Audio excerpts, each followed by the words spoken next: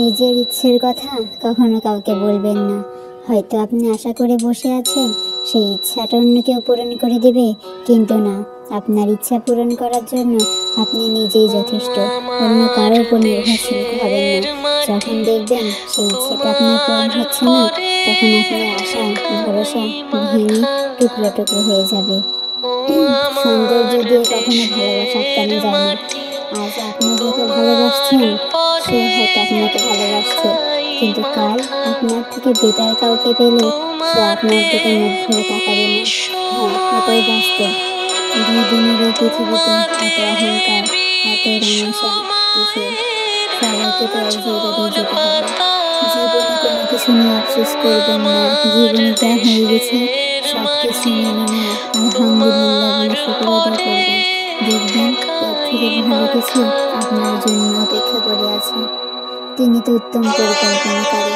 তিনি আপনার জন্য যা ভালো মনে হয় তাই রেডি করে রেখেছে। কখনো নিরাশ হবেন না, কখনো ভরসা হারাবেন না। সবসময় আল্লাহর উপর ভরসা, বিশ্বাস, আস্থা রাখবেন। অবশ্যই তিনি একদিন মুখ তুলে তাকাবেন, ইনশাআল্লাহ। খারাপ সময়ে কাউকে আপনি পাশে পাবেন না। যখন দেখবেন আপনার ভালো সময় এসেছে, তখন আপনার শুভাকাঙ্ক্ষীর অভাব হবে না। জীবনে ভালো কিছু অর্জনের জন্য কষ্ট, পরিশ্রম আপনাকে করতেই হবে। আমরা নিজেরা যে অন্যায়টা করি তা নিজের চোখে কখনোই অন্যায় বলে মনে হয় না, কিন্তু অপরে যখন অন্যায়টা করে তখন মনে হয় হ্যাঁ সেটা ভুল, কিন্তু নিজে যেটা করেছেন সেটাকে কখনোই ভুল বলে মনে হয় না। হ্যাঁ, এটি সবার ক্ষেত্রেই প্রযোজ্য, কিন্তু সবার আগে তো নিজের বিবেককে প্রশ্ন করা উচিত। আমরা কখনোই নিজের দোষটা দেখি না, সবসময় অপরকে দোষী করার চেষ্টা করি, সবসময় অপরের কাঁধে দোষটা দেওয়ার চেষ্টা করি।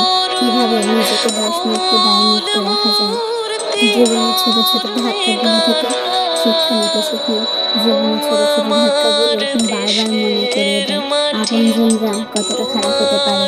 আপনজনরা চাইলেও নির্দ্বিধায় অন্য কারো ক্ষতি করতে দ্বিধাবোধ করে না। সবাই যে আপনার ভালো চাবে এটির মোটেও আশা করবেন না। কিছু কিছু ভালোর মধ্যে অনেক খারাপ আছে।